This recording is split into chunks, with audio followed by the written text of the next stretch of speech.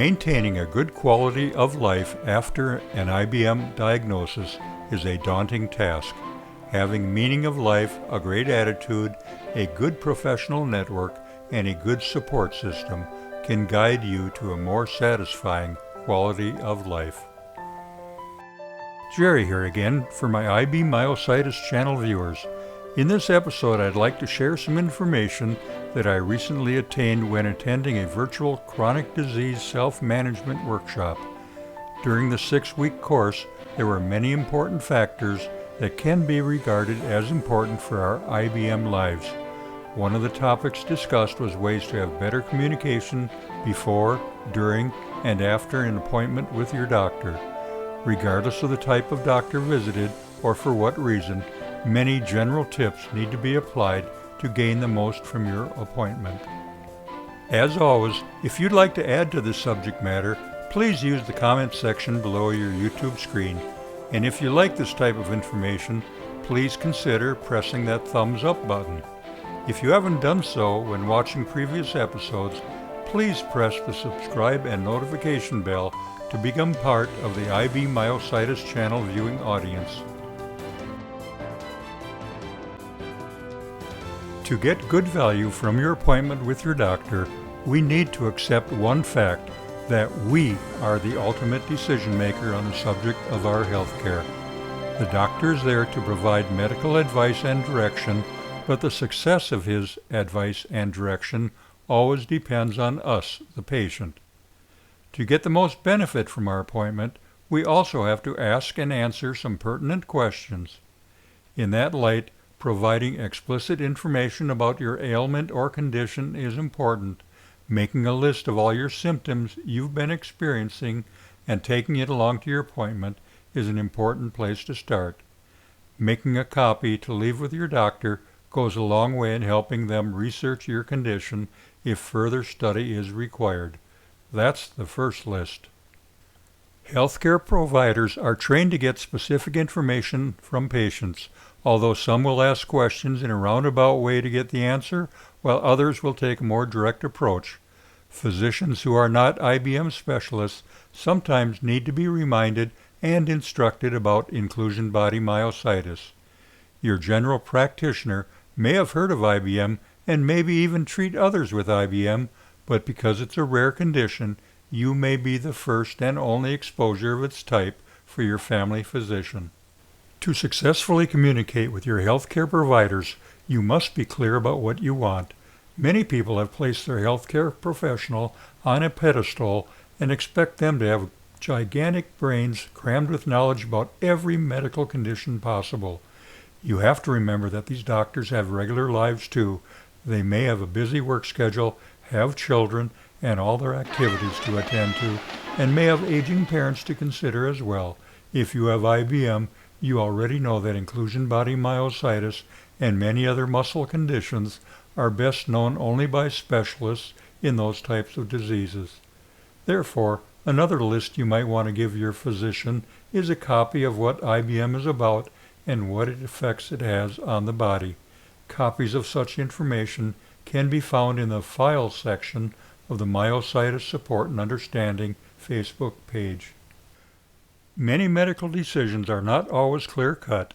There is usually more than one option.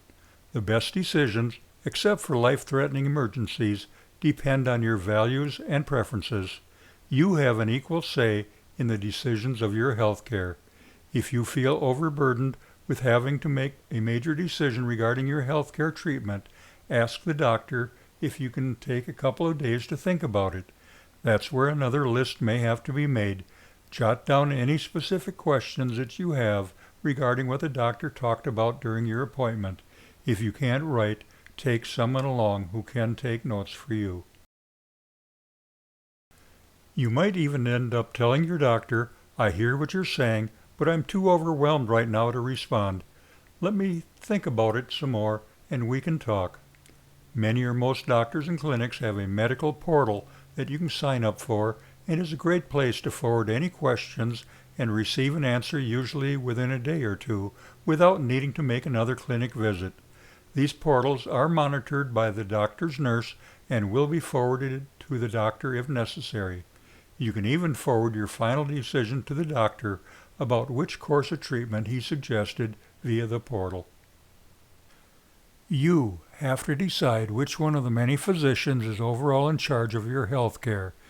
It is most likely going to be your primary care doctor or general practitioner. Check with that doctor to confirm that he or she is willing to make phone calls and collaborate with all of your specialists. Ask how you can help coordinate your care.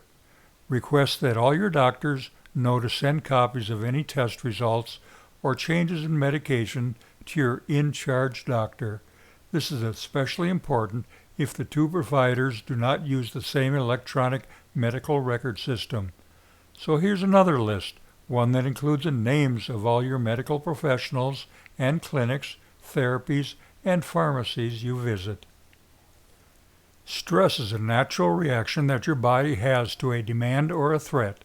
Stress is the body's way of protecting you. The stress response causes the nervous system to release hormones such as adrenaline and cortisol. These hormones may cause your heart to beat faster and may cause your muscles to tighten up.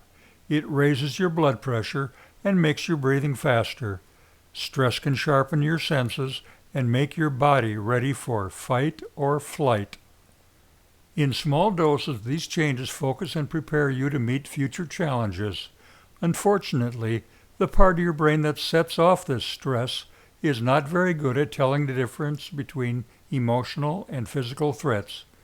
IBMers can most certainly agree that a diagnosis of IBM can and will cause a lot of emotional stress that later transcends into a lot of physical stress as we see our functionality decrease. The stress response is helpful in times of physical danger, but over time it becomes a learned behavior and is more easily activated. The more it is activated, the harder it becomes to shut off. It is a vicious cycle. Stress can lead to more stress. In a popular stress survey, a chronic disease lands 6th in the top 10 stressful life events for adults. Stress should be one of the conditions on your list to discuss with your doctor. Your doctor should have had a lot of exposure to many patients with a high stress level and will hopefully offer some assistance with yours. Outside of asking for professional help, there are things that you can change about your daily activities by prioritizing and organizing. You can help regain a sense of control and decrease your stress response at home. The following are useful tips for dealing with stress. 1. Plan regular breaks where you take a walk or a scooter ride if you are still able. 2. Establish boundaries. Though it is easy to feel the need to be connected to phones and email 24 hours a day, set up a time to no longer think about the outside world. It may take some practice to break the habit of being available 24/7, but lower stress levels will be your reward. 3. Learn to say no. Don't overcommit to things. Avoid scheduling things back to back, and don't be afraid to say no to things you can't do or things you do not want to do. And 4. Assign a realistic success rating of your proposed task from 0 to 10 and actively pursue only those that score an 8, 9, or 10. Make sure that your goals are within the realm of your new normal. A living will, which is sometimes called a health care directive or medical power of attorney, depending on the state, is a document that outlines your health care treatment preferences. A living will comes into effect in the event you can't consent to medical treatment for yourself. Your advanced care planning involves learning about the types of decisions that might need to be made, considering those decisions ahead of time, and then letting others know, both your family and your healthcare providers, about your preferences. These preferences are often put into an advanced directive, a legal document that goes into effect only if you are incapacitated and unable to speak for yourself. This could be the result of a disease or severe injury, either related to your inclusion body myositis or not, no matter how old you are. It helps others know what type of medical care you want and can ease the hardship placed on your spouse, children, or legal guardian. As surprising as it may seem, Many physicians also find it hard to talk to their patients about end-of-life wishes. After all, doctors are in the business of keeping people alive and well. They don't like to think about their patients dying. On the other hand, most doctors want their patients to have durable powers of attorney for health care, a DNR or do not resuscitate, and sometimes a POLST, a new document beginning to be released only in certain states. POLST is short for Physician's Orders for Life-Sustaining Treatment. Some states recommend printing out your DNR document on bright-colored paper and attaching it to the front of your kitchen's refrigerator.